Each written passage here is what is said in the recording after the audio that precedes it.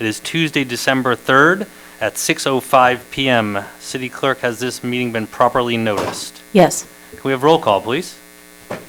Councilmember Williams, Present. Councilmember Lopez Ortega, Here. Councilmember Kraus, Here. Vice Mayor Dunsford, Here. Mayor Canning. Here.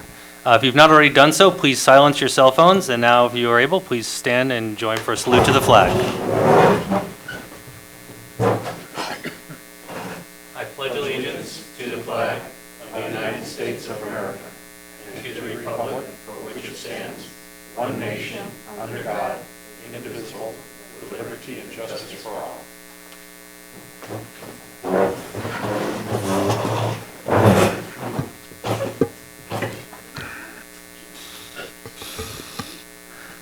We did have a closed session prior to this, which started at previously published closed session, which started on 5 o'clock. At 5 o'clock, it was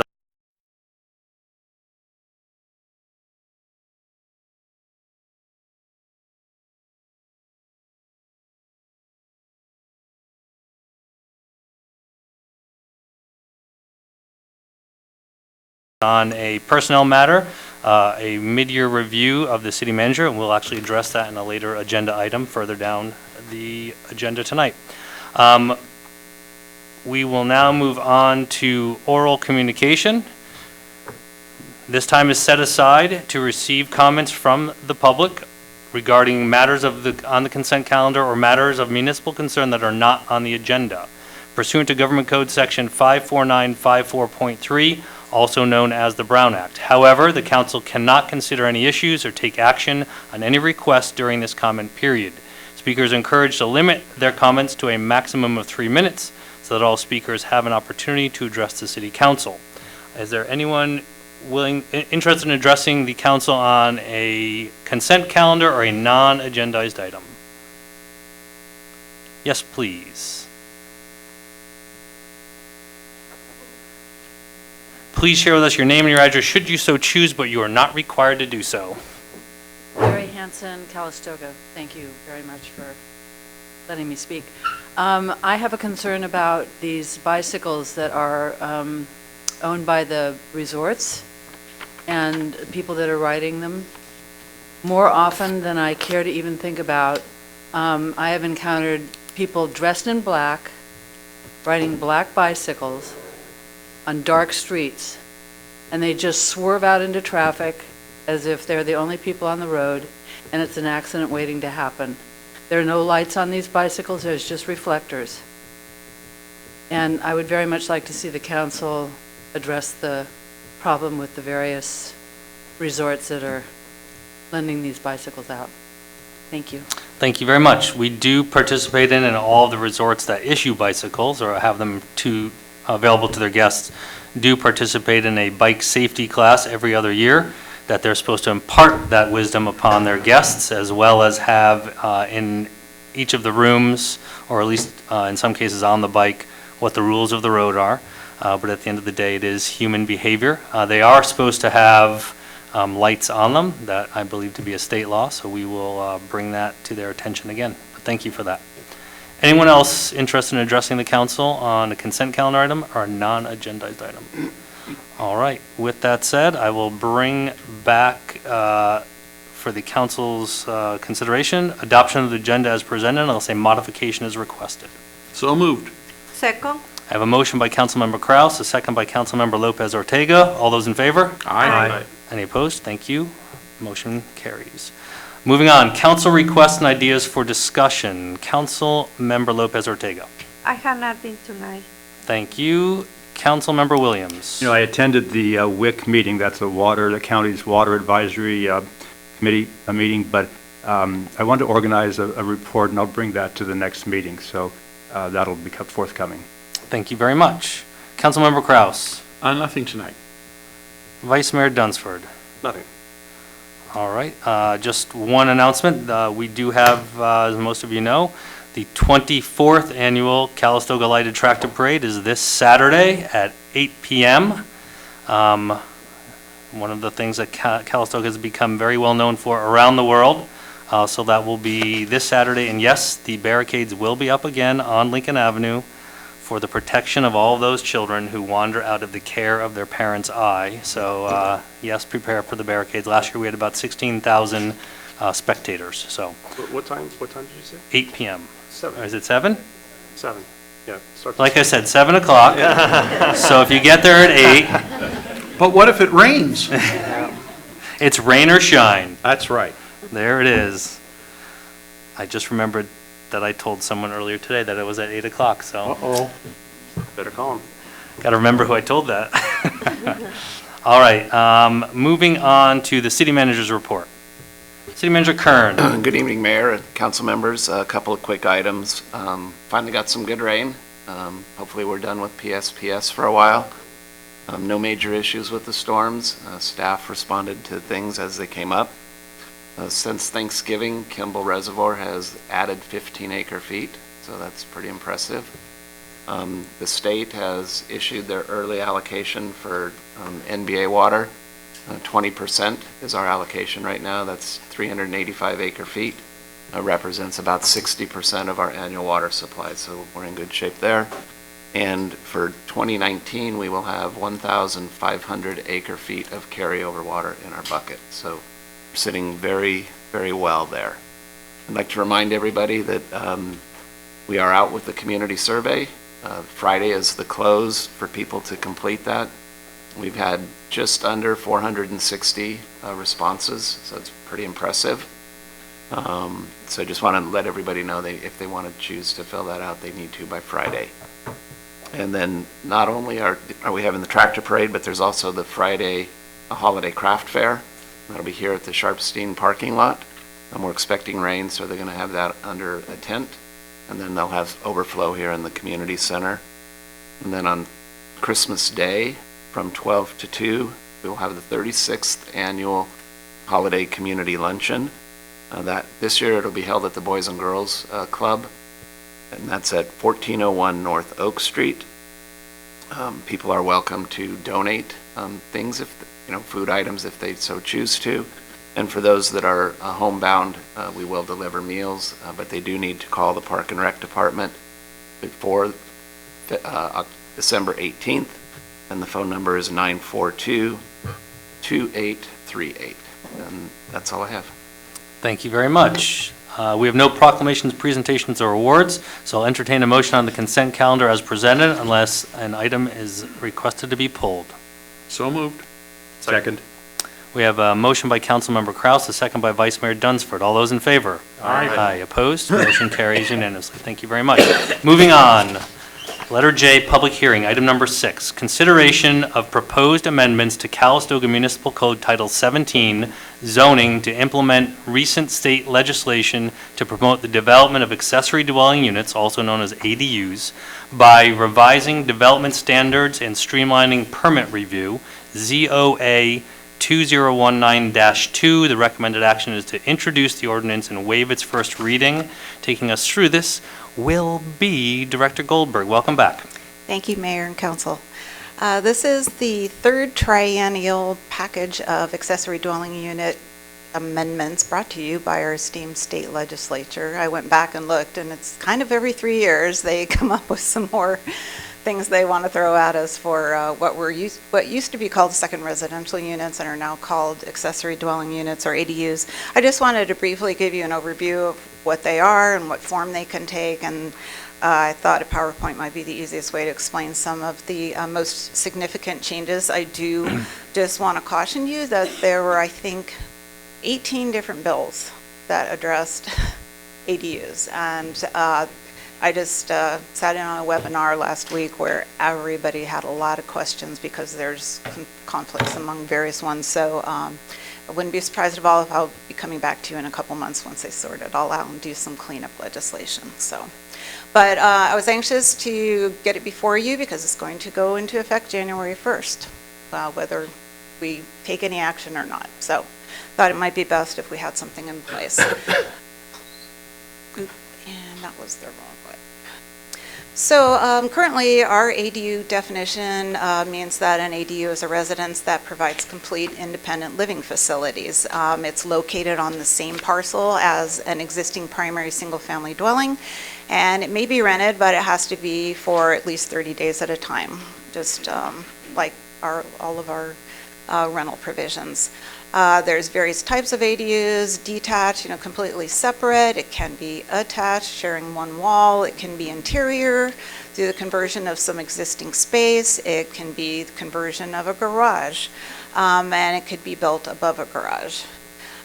So these are just quickly some of the various prototypes. This is a garage conversion, which some have happened with or without our approval over the years, but this is definitely one of the easiest ways to add an ADU to your property, because that structure is already there. You can also put one above a garage, build it behind the unit or to the side of the existing single-family dwelling, totally freestanding in the rear yard.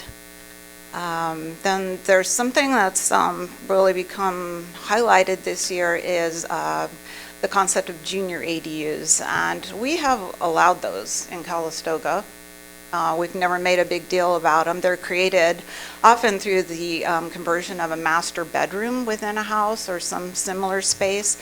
Often it's because an elderly resident needs somebody to live in with them, and this is an easy way to carve out a space. It usually has just like a bar sink and a small refrigerator and a microwave, but it was limited to 110 volt electrical power. You couldn't have full-size appliances. The drain line in the sink was limited in size.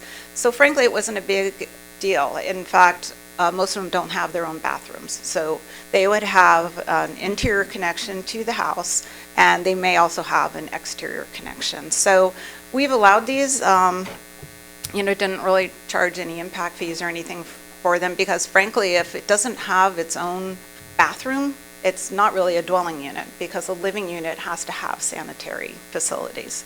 So this was an example of a junior ADU, and you'll see later on that they're becoming much bigger. Now a separate entrance is required, and an on-site owner is also required. So it's kind of strange. They've pumped these up this year, but they are requiring by state law that the owner of the property live in one of the two units, either the junior ADU or in the regular single-family dwelling. And again, just briefly, the different construction types. You can do modular or prefabricated. You can convert the garage, carve it out from existing space, or you can obviously attach something through new construction. So just briefly, our current regulations are we allow one ADU per lot with a single-family home. The maximum size is 750 square feet. We limit it to studio or one bedroom. Minimum rear setback of 10 feet. Replacement parking is required if the garage is converted, but the council decided not to require additional parking for new ADUs. A building permit is required, but no use permit or anything like that. We just do it ministerially by reviewing the building permit. And like I mentioned, we've also been allowing one JADU implicitly, so you could have both on your property right now. I don't know offhand of anybody who does. And then just our current impact fees. We have the 6 at the top: city administrative, cultural, recreational, transportation, fire, police, and the excise tax that total about $12,500. And then for connection fees for wastewater and water, this is for new construction only. Those total slightly over $24,000. So the connection fees are only assessed to newly constructed ADUs. If you convert existing space, you don't have to pay those. But if you do right now construct an ADU, the fees are about $37,500. And that's the stopper at the counter usually when people come in to inquire about whether they can have an ADU on their property. Sometimes it's parking, sometimes it's setbacks, but that figure slows them down usually. So the new state legislation is citing the fact that ADUs are a form of low-cost, energy-efficient, affordable housing that can be quickly constructed. As you know, there's a huge push to increase the number of housing units in the state, and especially units that are affordable to households. So the legislature's previous bills have contributed to an increased supply of ADUs throughout the state. We have seen an uptick statewide, and we've also seen a modest uptick in Calistoga. The feeling is that the new bills will remove even more barriers to ADUs and will help alleviate the state's housing shortage while capitalizing on limited land resources. So the point is you can do infill development. You're not going to greenfield. You're not going out of town to build these. You can build them in a backyard, and you can just intensify the development that's already there. So some of the mandated changes that are reflected in your draft ordinance tonight is that we must allow studio and one-bedroom ADUs of up to 850, which is a 100 square foot increase above the 750 square feet. And we have to now allow ADUs with more than one bedroom, and those can be up to 1,000 square feet in size. So we're getting to quite large units. Sometimes could be bigger than the existing single-family house on the property.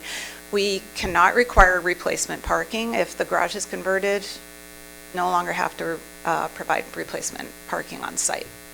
For the junior ADUs, there are now no limitations on the type of cooking appliance. You can have a full range in that unit.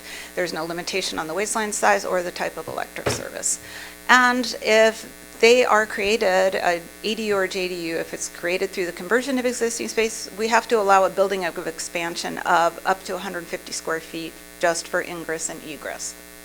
So that could be like, you know, quite a bit of square footage that's being added to a site. Most interestingly is that we must now also allow them on multifamily properties. We have to allow at least one ADU and up to 25% of the existing multifamily units on the property through conversion of portions of structures not used as livable space, such as a group meeting room or storage room or whatever. So this is mandated. Of course, if they converted the spaces, they would have to meet all state building codes for habitable space.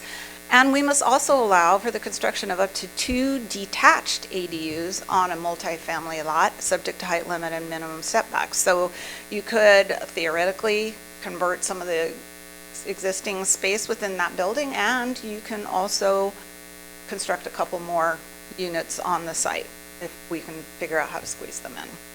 So that's quite a curveball. I mean, before it was kind of like, yeah, it's your single family lot, and we'll squeeze a little unit in there for granny. You know, now it's like we're just cramming the units in everywhere we can. So big changes to impact and connection fees. We may not charge impact fees for ADUs that are smaller than 750 square feet. So those are completely gone. And the impact fees for the larger ADUs must be charged proportionately in relation to the size of the primary unit. We have not figured out how to do that yet because we do not charge by the square foot. We charge by the dwelling unit. So we're kind of struggling with how to implement that one, and I'm sure there's going to be further interpretation of what that means. And we can also not impose connection fees unless the ADU was constructed with the new single-family dwelling. So we're not going to be able to charge connection The fees. $37,500 no longer applies. For ADUs of less than 750 square feet. So we're basically subsidizing now the cost. But they would still have to buy a building permit. Buy a building permit, yeah. The building permit would be fairly nominal. I mean, we wouldn't be able to charge the impact fees or the connection fees with the building permit. It'd be based on the valuation of the ADU. So it's not. And there would be gonna no a school separate- district impact fees too? School district impact fees would continue to be charged, but both of those fees are extremely nominal compared to the impact and the connection Okay. fees. It's going to be, I don't know, less than $1,500 probably, depending on the size and, you know, what kind of structure you construct for the ADU. If you're just converting a garage, that's not going to be a huge valuation, so our building permit fee is based on the valuation of the work, so it's going to be pretty nominal.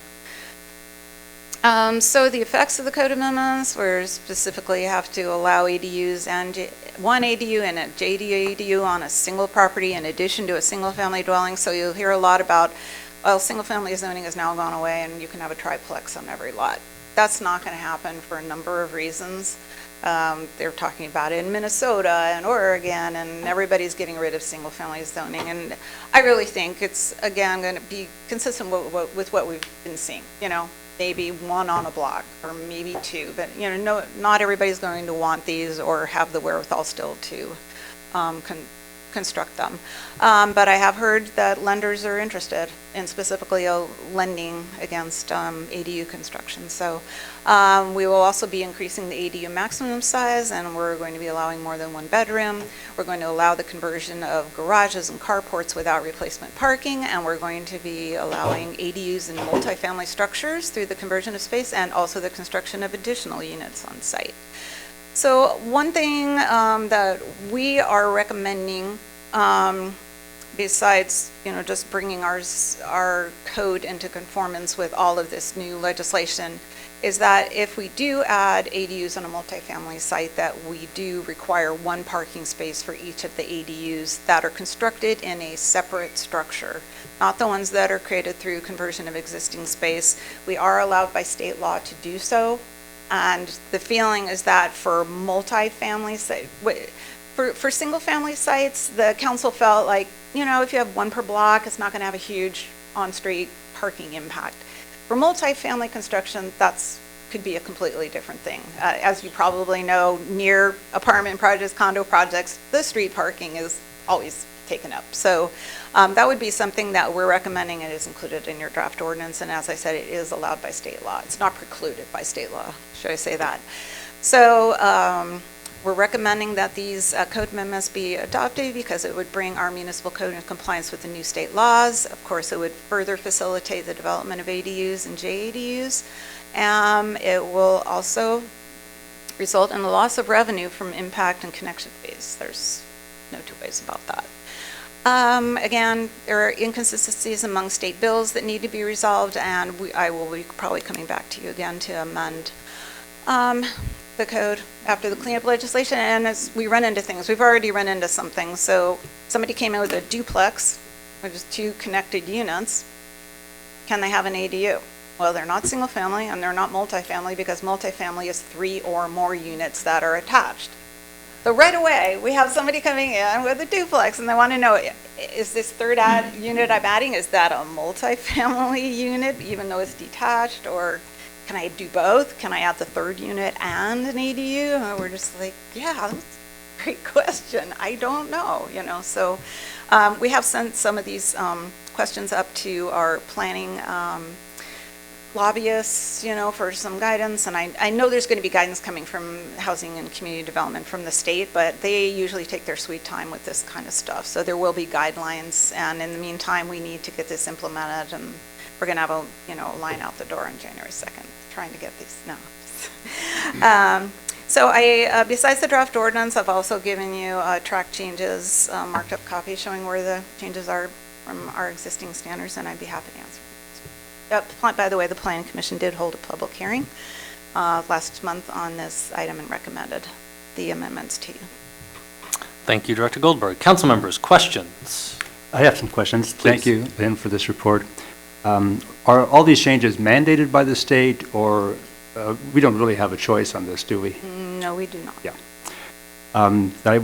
I want to understand a little bit about the 150 square feet allowed for ingress, egress. So if someone proposes a ADU of 750 feet, does the ingress allowance mean that another 150 feet could be added on? So really, he's going to be at 900 square feet. But it has to be specifically dedicated to that purpose. So it would be like, you know, a covered porch or something like that. I can't even necessarily envision what it would be. I don't know why they threw that in there, but in their wisdom, they did. Okay, thank you. And about junior ADUs, are they mandated to have a kitchen? They don't have to have a separate bathroom facility, it sounds like. Right, they still don't have to have their own bathroom, but they do call them dwelling units. And so as long as HED allows me to count those towards our RENA, towards our housing construction obligation, I will count them. But to me, if you don't have a bathroom of your own, that doesn't qualify as a dwelling unit. So must a junior ADU have a kitchen then? Yes, it's, you know, we don't really want to mandate what Mm-hmm. they've got in there. I mean, it's supposed to be a separate living quarters Mm-hmm. for a caretaker or somebody, with, a pretty small footprint. It can be up to 500 square feet in size. So here's my question, if there's a junior ADU and it has a kitchen, or say somebody carves an ADU out of an existing building and doesn't add any square footage, but does put in a kitchen, of course, will that trigger a change in their water rates from single-family dwelling rates to multifamily dwelling rates? Right. Even though the footprint is the same and Right. and it's likely that the number of occupants is the same and the usage is likely to be identical. But, so my question is because they're considered separate units, is that going to trigger a change in their water rate as we structure it here? Defer that to Public Works or maybe the city manager? So that's a good question. Right now, I think our interpretation of the code and the billing structure would be that it would be a multifamily at that point. And I know this is an issue because it was brought up by another city, that the state is trying to help us all figure out as well. Because to your point, Don, if you're not adding this, any more people in the building, you're not adding square footage, in theory, the only thing you should be charged for is the usage. Which is the point. Right. And the planning department thinks of, you just said, Lynn, that the duplex, which is what it would amount to if you have a single-family residence that has included an ADU, Right. amounts to a duplex. Right. But you just, offered that that's not considered multi-family. Right. Under our definition, and also that's the commonly accepted definition of multifamily, is 3 or more attached units. In an effort, like in the R3 zoning district, which allows multifamily and promotes multifamily, we have allowed a detached additional unit separate from a duplex, say, because it gets us closer to the density that's called for in the general plan and all that. So it's not technically attached, but we have a few instances of that. So I don't know why we should get hung up on whether they're attached or separate or, attached by this much or 100 feet. So I guess that's going to be my request, that we figure out what's multi-unit and what's not. In terms of And water rates? And because it does affect, we have one schedule for multi-unit water rate schedule, and we have a separate schedule for single-family residents. So I think there's something to be worked out.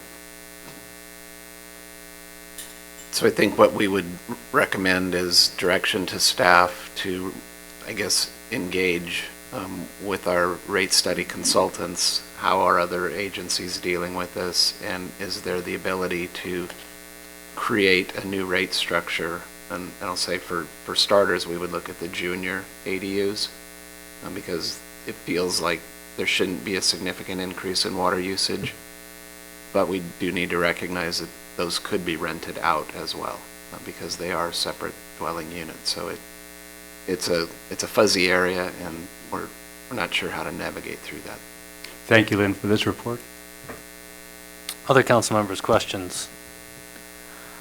I'm not too concerned about the loss in revenue that we're going to experience, especially if it results in people having a greater ability of building some housing on their properties within reason. I know this is, we understand what the end goal is. The legislature has obviously dropped 18 of these on all cities and towns across the state, and we're all still trying to figure it out. I think the intention is good, but we're going to see some sorting out happen. But as is required by state law, we need to be able to react beginning January 1st, and I know you guys are doing your best to do so, along with everybody else experiencing this. This is a public hearing, so with that said, if there's there aren't any other questions of the council, anyone in the public like to address this matter? Questions, comments, concerns? I don't have any speaker cards. With that said, I will close public comment and I will bring it back to the council for consideration. The recommended action is to introduce the ordinance and waive the first reading. It's a short one too, so it shouldn't be too painful. I'll move to introduce the ordinance and waive the first reading. Second. This is an ordinance of the City Council of the City of Calistoga, amending Calistoga Municipal Code Title 17 zoning to revise accessory dwelling unit regulations ZOA 2019-2. Thank you. We have a motion with the waiving of the first reading by Vice Mayor Dunsford, and we have a second by Councilmember Williams. Just for your fun interest in the audience and at home, when we say waive the first reading, we're required by law to read the entire title of the ordinance. Happened at our last city council meeting, but that was an entire paragraph was the title of the ordinance. So you got off kind of easy this time, Vice Mayor. So with that, we have a motion and a second. All those in favor? We have to I have to have roll. What's that? Sorry, roll call. It is the waiving, sorry. Councilmember Williams? Aye. Councilmember Lopez Ortega? Aye. Councilmember Kraus? Aye. Vice Mayor Dunsford? Aye. Mayor Canning. Aye, motion carries unanimously. Thank you very much. Moving on to general government, item number 7, consideration of a resolution approving an employment agreement between the City of Calistoga and Derek Rayner as Public Works Director, City Engineer, and authorizing the city manager to execute the agreement. Taking us through this item will be City Manager Kern. Mike, please. Good evening, Mayor, council members, Mike Kern, City Manager. The item before you this evening is one that I'm very pleased to bring forward. Derek Rayner as the Public Works Director and City Engineer. Derek's been the acting Public Works Director for 6 months now, and prior to that, he was a Deputy Director and a Senior Civil Engineer with the city. He has also 13 years of experience with the public sector, so he brings a varied background and well-rounded. During Derek's time with the city, some really important highlights I'd like to mention. Significant capital improvement projects, including the Berry Street Bridge, Mount Washington Water Reservoir, Phage Reservoir, and numerous improvements to the water and wastewater treatment facilities. He's also updated our hydraulic model for water and wastewater so that we can calibrate demands. And lastly, but most importantly, he's been instrumental in obtaining tens of millions of dollars in grants for the city. Derek was selected out of an applicant pool of 16, 5 of which were interviewed. The interview panel consisted of the planning director, the fire chief, and St. Helena's Public Works Director, and it was unanimous that Derek was the top candidate after that interview process. The proposed contract with Derek would be at range 57, step 2, which is $12,542 a month, which is competitive and gives him a slight raise over what he's currently doing. The recommended resolution authorizes the city manager to execute that employee agreement, and that's what we're recommending. Fiscal impact has been factored into the budget, and there's no need for a budget adjustment. I'm here if you have any questions. Thank you very much. And as stated, this was a fully published search, which you had 16 applicants. Council members, any questions? Nope. We're certainly familiar with Derek. Happy to see him interested in continuing his career here at Calistoga. We've benefited from him being here. Anyone in the public, any questions, comments on this matter? All right, I'll close public comment. Derek, is there anything you'd like to say before we take a vote here? Talk yourself into or out of this job. You are not required to say anything. No, thank you. I'm honored and just look forward to the opportunity and continuing to serve the community of Calistoga and successfully keeping the Public Works Department headed in the right direction. So thank And you. you're very familiar with your new boss, correct? Yes. Since he was your old boss. Yes, very familiar. Yeah, All right. Looking forward to working with Mike. You do a great job, Derek. Oh, You are. thank you. Yeah. Appreciate that. Thank you. With that said, the recommended action this evening is to consider adopting the resolution. I'll entertain a motion as presented. So moved. Second? We have a motion by Councilmember Kraus. We have a second by Councilmember Lopez Ortega. All those in favor? Aye. Any opposed? Thank you very much. Thank you. Derek, congratulations. Welcome re-aboard.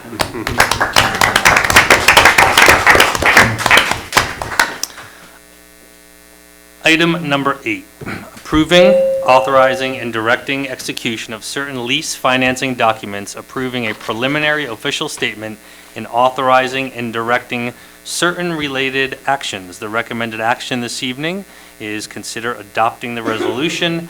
Taking us through this item will be City Manager Kern. Mike. Good evening. This is a follow-up to the meeting that you conducted in November 19th. wherein you provided specific direction to staff to bring back a series of documents that would both allow the city and the Calistoga Financing, or what is it called, Public Facilities Corporation to execute lease agreements and leaseback agreements for the purposes of issuing certificates of participation for the purchase of the fairgrounds property. With that, I'm going to introduce Wing C and her team to walk us through these items. So we've got Jones Hall, bond counsel, and then Rick from the bond underwriter, I believe, or the financing team. So with that, Wing C, please. Good evening, welcome back. Good evening, Mayor, members of the City Council. My name is Wing C. Fox. I'm a managing director with Urban Futures, and we are the city's municipal advisor. So last time we got direction, thank you, from the council. And since then, we've also had a meeting with S&P, which went really well. Nowadays, S&P being, sorry. S&P is a rating agency, and nowadays it's done over the phone. Everything is done over the phone, and we invited the rating analysts to come up, and they agreed, and it was wonderful.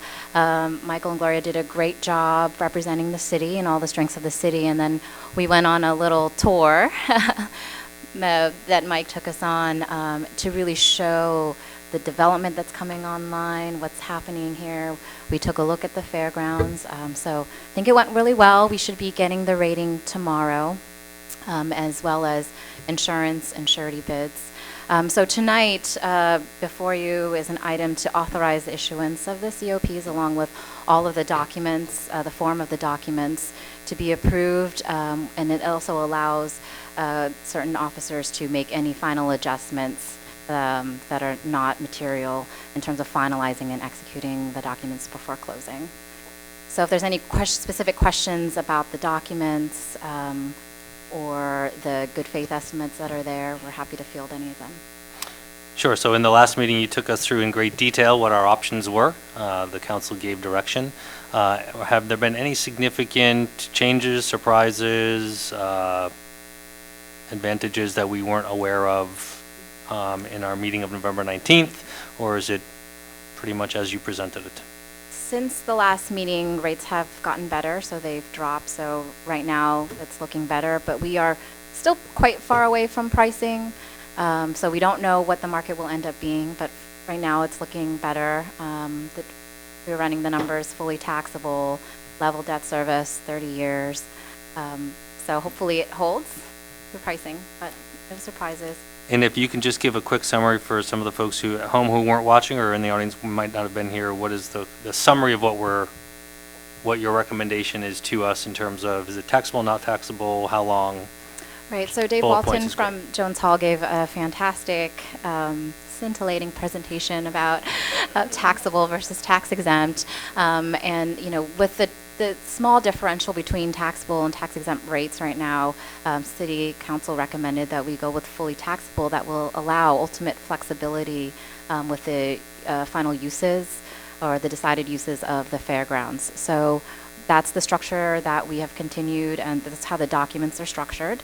And then as far as the structuring of the debt, you know, there's a 2007 leases, so we could have wrapped around that existing debt, which would have increased overall debt service but decreased the annual debt service burden.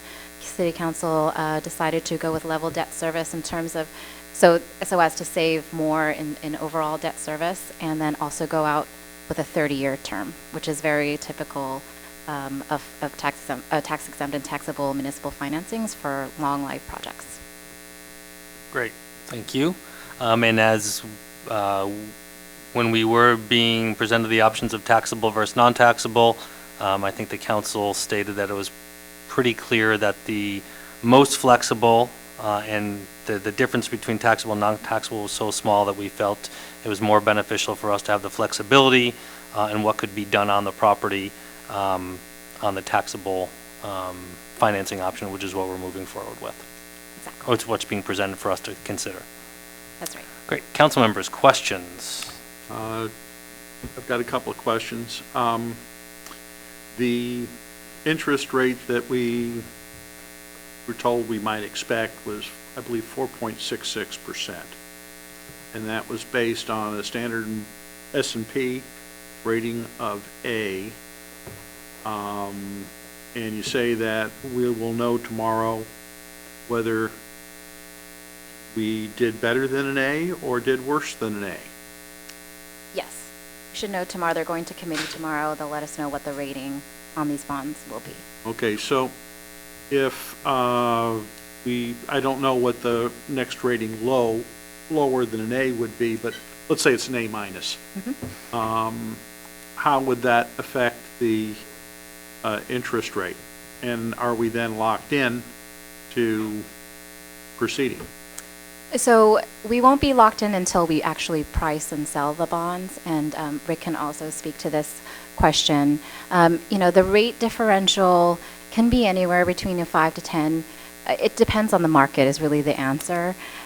Supply and demand for bonds drives the yield more than anything else. Of course, the interest rate environment is very important, economic news, but it's just when we go into the market, if there's more demand than there is supply, we're going to get a great yield. Then the A and A minus might not be as huge of a differential. The differential would be in categories. So if instead of an A, we get a triple B, that would be a big difference, or a double A the other way, that would be a big difference. But between A, A minus, A plus. Okay, and then we're purchasing or we're selling $9 million worth of certificates of participation. How does your company get paid out of that? Do we add your fees on top of the $9 million, or is your fees paid by the people that buy the bonds or the certificates? So our fee is contingent, so is the underwriters, and the bond counsel's fee is contingent on the financing closing. And so as you see, the preliminary numbers have about $9.3 million in borrowing, so that includes all of the cost of issuance, all the fees, including the rating agency, printing, trustee, all the costs that go into the financing, that one-time fee. Okay, included. so we're paying the fees as the borrower. Is that okay? That's standard. Yes. Okay. Other council members with questions? I have a question or a comment about the fairgrounds purchase, but it doesn't directly involve Urban Futures. Okay. So, If it's about, yeah, okay. yeah, so From a timing standpoint, just as a reminder to some people, we're in the due diligence period between the county and the city for examination of the fairgrounds property, the acquisition of approximately 35 acres, easiest way to describe is everything excluding the golf course. The reason this item is in front of us before the conclusion of the due diligence, which is December 18th, I believe, City Manager Kern, is part of our purchase and sale agreement with the county is upon conclusion of the due diligence, we have 60 days plus 5 within which to close the financing. So when you look at how the calendar rolls out and how long this process takes, that's why this is in front of us today. It can appear to be cart before the horse, but it is not us at this point committing to full acquisition of what we're looking at with the fairgrounds, but we do have to start the financing process in advance. With that understood, we have, which was raised at our last meeting, and our partners here helping us with the financing are certainly aware of this mitigating circumstance that we have. We have requested from the county an extension of our due diligence window as a result of a complication of one of the assets, that being the racetrack on the fairgrounds property, which is part of the acquisition that the city is seeking to make from the county. So understanding that due diligence period would extend beyond December 18th, the pressure, if you will, or the timing of agreeing to all of these financing mechanisms to get that started is not the same. And I'm sure you were made aware of that prior to coming up here this evening. At this point, we do not have an answer from the county on the extension of that due diligence period. And in fairness to the county, we officially served them the letter today, but there have been discussions a few weeks about that matter. So not commenting. At the end of the day, as was mentioned in the last meeting, the issue is between the county and a third party. It is not between the city and the county or the city and the third party. This council has given very clear direction that we are not interested in acquiring the fairgrounds until the county and the third party correct the dispute or the discussion that they have. And the reason for that is the use of the asset being the racetrack, will be significantly impacted by whatever decision the county and the third party come to on the matter at hand. So as your representatives, we feel very strongly that we cannot proceed until that is rectified between the county and the third party.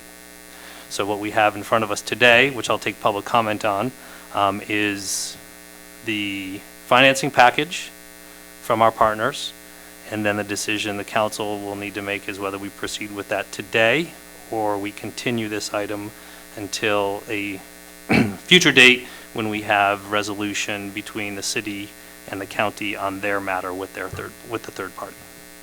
Is that as clear as mud for everyone? So with that said, I will take public comment. We will take public comment on the financing model at this point, or any questions pertaining to entering into or not entering into the financing model as of this meeting. Yes, sir. You have to approach the podium and speak into the mic, please.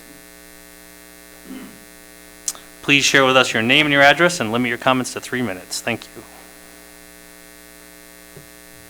I have a question regarding diligence, which goes to the heart of whether you actually approve these bonds or not. And specifically, I asked the question at the last council meeting whether a phase 2 had been required. And in light of the history of that property, it would be unusual for the phase 1 report not to recommend a follow-on phase 2. And so what I don't understand is I haven't met anyone who's not in favor of buying the fairgrounds. My concern is you seem hell-bent on buying it to the point of sort of ignoring normal procedures. And normal procedures in a real estate transaction would be you wouldn't take unlimited liability for potential contamination. And the history of the racetrack and the age of the buildings would suggest there are probably environmental problems. So my specific question is, has the council been advised by their legal counsel about the impact of the federal statute, whose acronym is CERCLA, and the liability you take on the minute the city would take title to that property? And the second question would be, why aren't you completing a normal due diligence process to investigate the contamination issues at the fairgrounds? Thank you. City Manager Kern, are we engaged in a phase 1? Has it been completed? There's been a phase 1 completed in adjacent to the fairgrounds that has been utilized for our assessment. But we haven't had a phase 1 for the fairgrounds property specifically? Correct. Okay. And do we have any input from our legal counsel on this matter regarding this transaction regarding phase 1? They have not given any guidance or opinion. Okay. And is there a phase 1 call out or exclusion in our purchase and sale agreement with the county? Not that I'm aware of. Chris, what do you mean by that last, a call out or exclusion? Tell me about that terminology. Just seeing if there was if phase 1 was specifically identified as one of the contingencies that we would have put on the purchase and sale of the property. Phase 1 satisfactory to us, the buyer? Correct. In terms of a phase 1, are we aware of what the timing of that would be, how long that process is? I know we did a phase 1 on the adjacent property, which is the Boys and Girls Club. It would probably take about 45 days to do a phase 1. And that includes completion and report? Correct. Okay.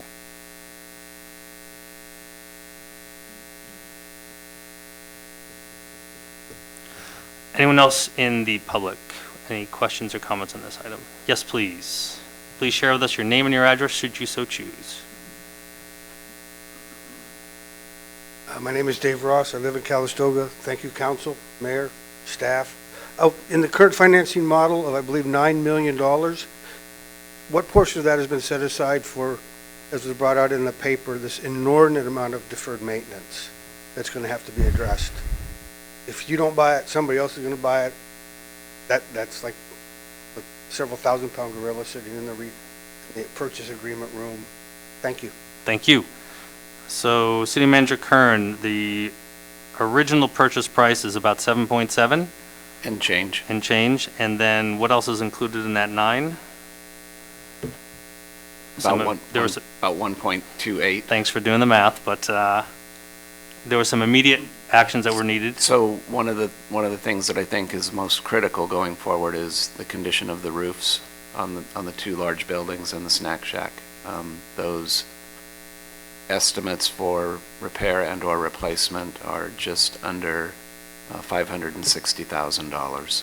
So about half of the proceeds could be directed towards that. Alternately, should we decide that it's cost prohibitive to remodel or make betterments to any one of those 2 buildings, either the Butler building or the Tubbs building, that they not be used, we shutter them and move forward with some type of a demolition plan. But as we've told the public, this action tonight is not to decide what to do with the property. It's merely a real estate transaction. Then there'll be public engagement as to what the ultimate use of that property will be. But inside the financing model, and that 9 million is immediate corrections. We have some resources to take care of immediate needs. Okay. And then what came up in the last meeting as well is a preliminary assessment by subject matter experts of what you need to do to a property, especially a property with a history of deferred maintenance. And I believe the estimate given to get to status quo over the next, was it 30 years or 20? 30. 30 years was an additional investment of? About 12 million. So, okay. Yes, sir. You can. Only because you didn't use up your first 3 minutes. How's that? I'm not sure my question was answered. So specifically, was there a phase 1 completed for the entire fairgrounds? And did that phase 1 recommend a phase 2? So the question was answered. There was no phase 1 done on this specific property. There was a phase 1 done on an adjacent property, which is where the Boys and Girls Club sits. I asked specifically if our legal counsel had recommended a phase 1. They have not. And therefore, there wasn't a phase 1, there wasn't a phase 2 recommended. With that said, I'm going to make some comments to that. So there was no phase 1 done on the specific 35 acres. I want to address the council and their legal counsel. The standard prudent level of care in a real estate transaction is to do an appropriate investigation of environmental issues. And to the extent you don't, and you find out after the fact, there is contamination, your liability could be unlimited. So Understood. It's pretty well known that when they used to run races out there, that in the pits, when they changed oil, they would just dump it in the ground. If those petroleum products are in the water table, and you find out after the fact, you're basically buying a property and you don't know what all the liabilities are. Understood. So you're saying you understand that, and that's what you're going to do? No, I didn't say that's what I'm going to do. I understand your comments, then I'm going to give some suggestions to the council as we move forward. Thank you. Mr. You can. You're not required to. He's not required to. That's why I say you are requested but not required to give your name and address. Is there anyone else wishing to address the council on the financing model of this endeavor? All right, with that said, I will close public comment and bring it back to the council for consideration and discussion. My recommendation would be at this point that we do not enter into or initiate the financing mechanisms, considering where we are with the county on this property with their issue, with the issue between the county and the third party. My further suggestion would be a revisit to our council, that being legal, on the necessity of the Phase 1 and long-term concerns they would have, or mitigations of those concerns as it impacts SERPA. And that can be done while we're waiting for, obviously we're going to be requesting, or have requested, an extension of our due diligence, allowing the county time to correct their matter. That's my recommendation to the council. Do we know that the attorney's offices have real estate professionals and real estate attorneys who are familiar with this kind of situation? We do indeed. Thank you. And when will our legal counsel look over the finance documents? They are still not exactly finalized because we don't know what our rating is and like that, Gloria? Rapidly writing down there. So I think it's both of us will answer this. So the city attorney's office has seen all of the documents that are before you this evening. They have commented to some degree on the staff report and the content of the leases. A necessary part of the official statement, or the preliminary official statement, is the city attorney's opinion, and they are waiting for your council to take action before they do that. But as far as I know, they are comfortable with the form and content of everything that's there. Jones Hall is a reputable, highly reputable legal bond counsel. Who we've used in the past. We've used 3 times, I believe, or if not more. And so the city attorney, because they're not bond counsel experts, generally defer to the experts that we've selected. And if I've misstated anything, please step forward. Wing, see, is that how you see it as well? Understand it? Okay. Thank you. So I'm going to be very much inclined to want to see at least a Phase 1, an initial report on the environmental condition out there, so we have at least that information, and a Phase 1, a competent Phase 1 will make a recommendation, a considered recommendation to proceed with Phase 2 or relieve us of that obligation that there is no real need for Phase 2. But a competent Phase 1 will do that, will provide that information, as well as some information about the conditions of the toxic or environmental conditions that we're thinking about buying here. I didn't know about this Phase 1, Phase 2 before the last few weeks, and then I gave to council here just a couple of excerpts from some sites, and those make it sound like it's important to get a phase 2. Well, we're not at that point yet, apparently, but I think we really ought to consider this Phase 1, see what the legal counsel says, but I'm inclined to think that's a very important step in this process. Okay. Why was this not done or considered previously? We didn't direct. City manager can answer that question. So I utilize the information that we have in our possession that was disclosed from the county. The fact that there was a Phase 1 assessment immediately adjacent to the fairgrounds, it necessarily reached into the fairgrounds property and analyzed what those impacts potentially could be from the fairgrounds operations. They noted in that report that there was a consideration or some type of foreknowledge that there were at least 2 underground storage tanks on the property. As they did their due diligence on that, they've discovered that the county had pulled 1 tank, I believe it was in 1997. They did an assessment and a remediation around that tank location. There was no confirmation of a second tank on the property.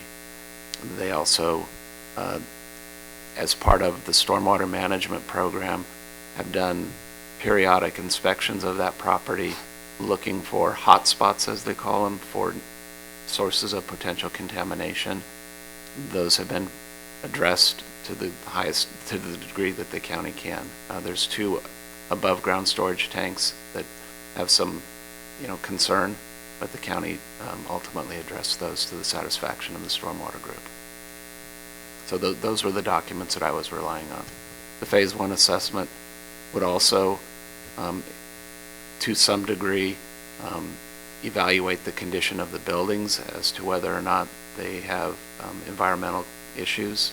Primarily, the primary concerns for the age of these buildings is going to be lead and asbestos, lead paint and asbestos in either the flooring, the tile, the wallboard, pipe insulation, those kinds of things.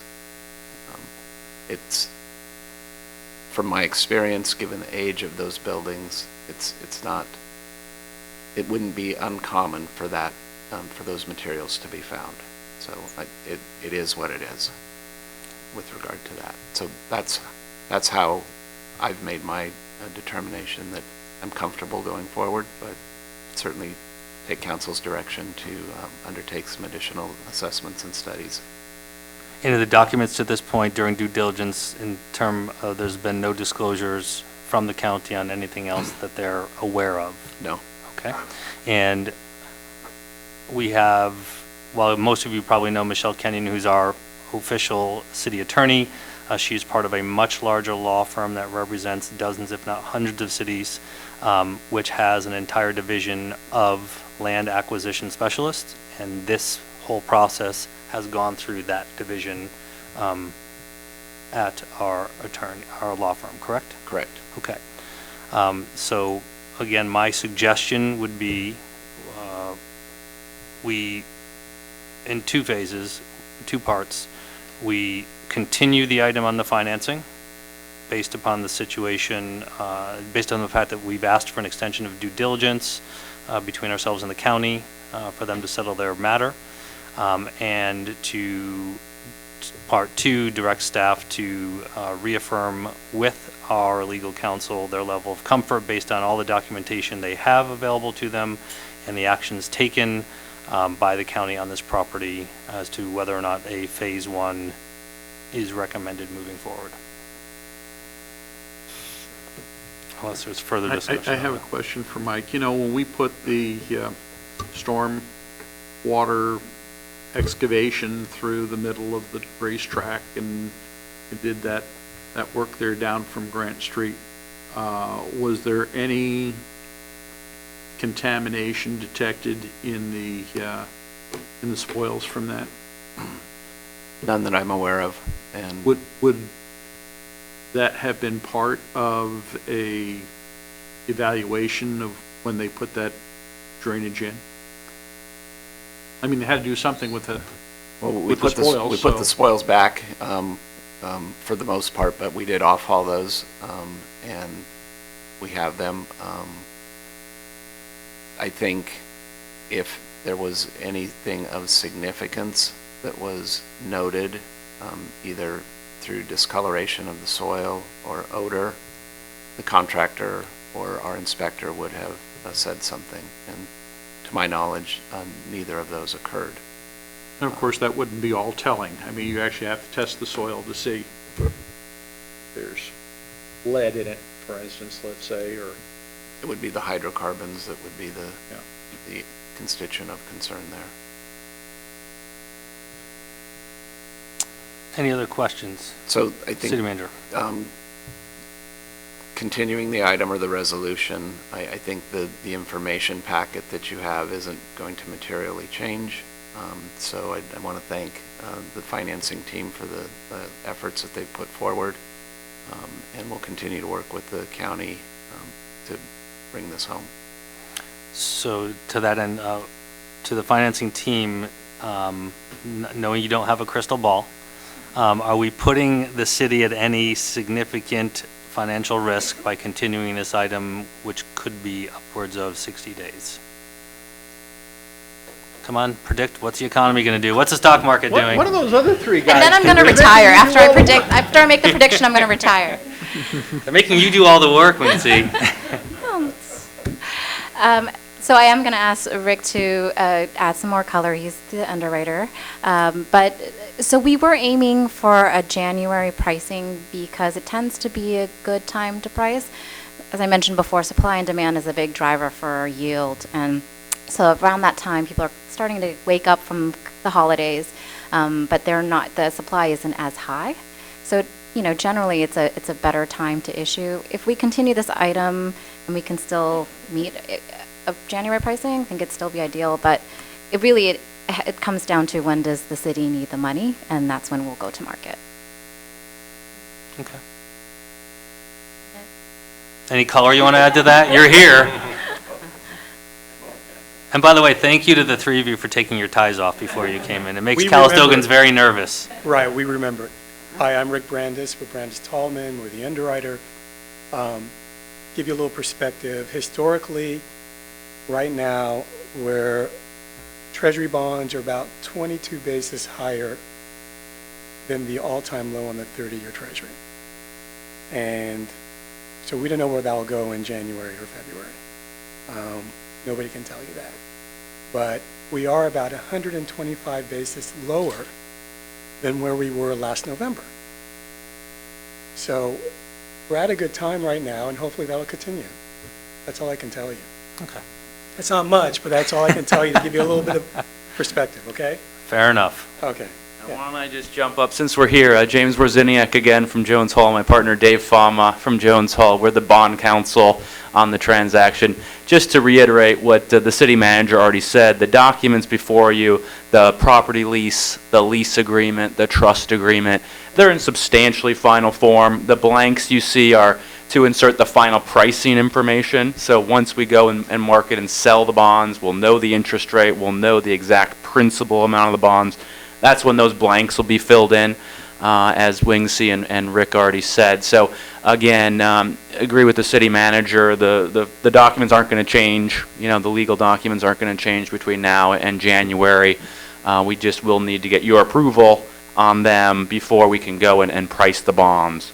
So as long as we can do that, but of course you won't need the money until you are ready to close the transaction. So that's it from the bond counsel side of things.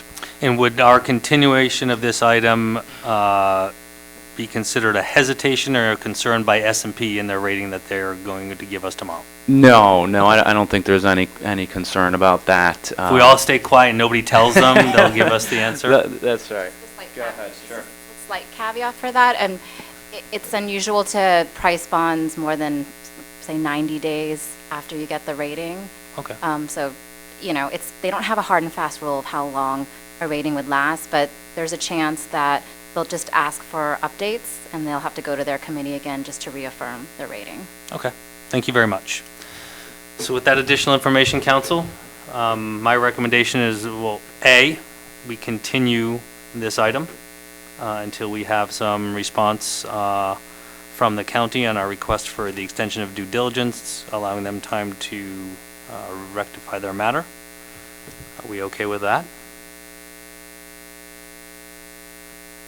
By consensus, are we okay to continue this item? I'm okay to continue. Yes. Okay. Then the second suggestion I would make is to have staff go back to council, city attorney, excuse me, and get a level of comfort on the necessity for a phase one. Maybe get something written. Correct. Written direction back to the council. Understood. Are we all, by consensus, okay with that? Let's do All that. right. And with that said, as we've said early from the beginning of signing with this is an as-is sale between the county and the city. So if whatever we do find, should there be anything, the county is selling it as is, which is why during the due diligence period they are required to share with us any knowledge they do have, documents, etc. But beyond that, it'll just paint a picture of exactly what we're getting. All right, with that said, we will move on to item number 9, consideration of a resolution authorizing the mayor to execute a personnel action form increasing the city manager's salary in accordance with Calistoga Amendment Agreement number 825. The recommended action this evening is consider adopting the resolution.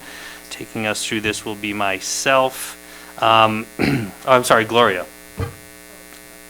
I can give the background on it if you like. So when we appointed or hired Mike Kern as the city manager back in July.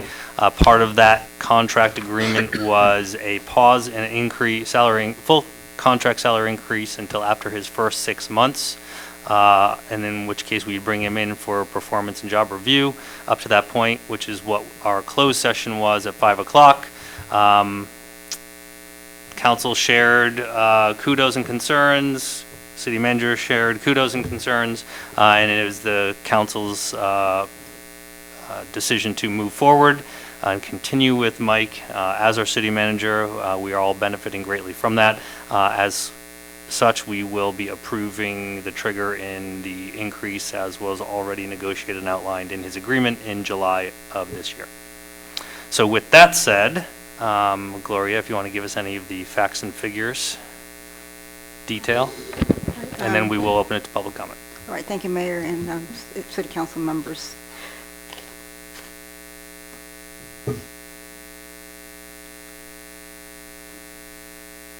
So his current salary is $16,500. If you Per month. Per month. And if I just want to clarify. he works a lot of hours, so sometimes it feels like, you know. Most of us talk about salary annually. Yeah. Per month. So as you said, if you've agreed with his performance the last 6 months, his salary would increase to $18,084 per month. There is no financial impact because we did include all of this when we were doing the mid-year, when we did the budget in July. We had put in there for a city manager for the entire year. So no impact to that. And that range is consistent with other city managers of like-sized cities with like experience, correct? That is correct. Thank you. Council members, any questions of staff? Not a question, but Yes. a statement.